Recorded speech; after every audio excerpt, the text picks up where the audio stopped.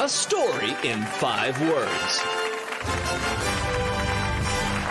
President Zelenskyy writes a letter. So, Kennedy, after that dust-up on Friday, surprise, surprise, we get this letter from that little guy and dressed like G.I. Joe.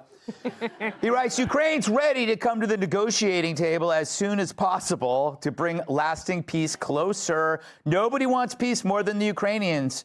My team and I stand ready to work under President Trump's strong leadership to get a peace that lasts. We do really value how much America has done to help Ukraine maintain its sovereignty and independence.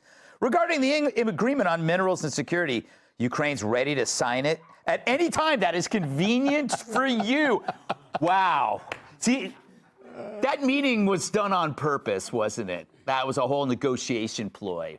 Well, I think he blew the meeting. And once he blew, I do think that Trump and Vance were ready to sign the deal and move forward and move into the next phase, hopefully peace. I know Elizabeth Warren, like, you can't spell Warren without war. You know, apparently she loves it now, but I think the rest of the world really wants peace in this conflict, you know, and Zelenskyy loves the money. And unfortunately for him, like, mass death and the money have been hand in hand. He's like, well, it's Ukraine, so I'll go ahead and take the money. And then he went back home and they were like, no, bro, like, we have to stop this immediately. You go back there right now. You apologize. You put on a nice shirt and you write a letter.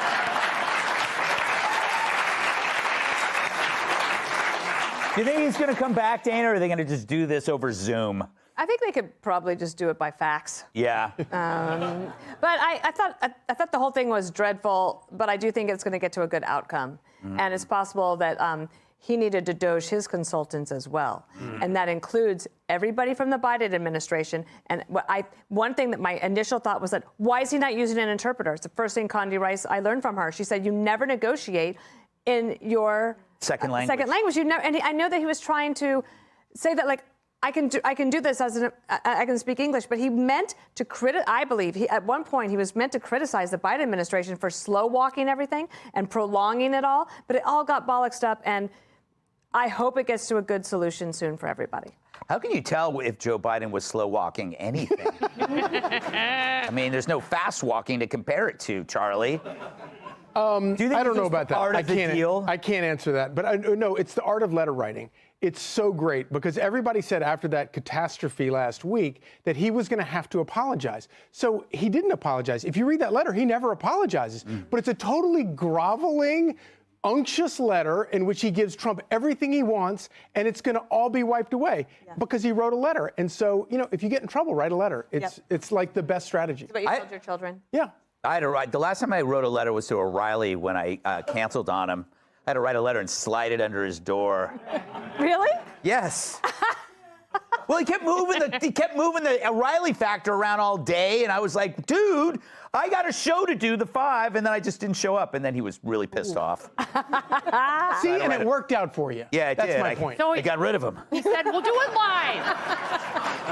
I didn't get rid of him, Tudor. That is a lie.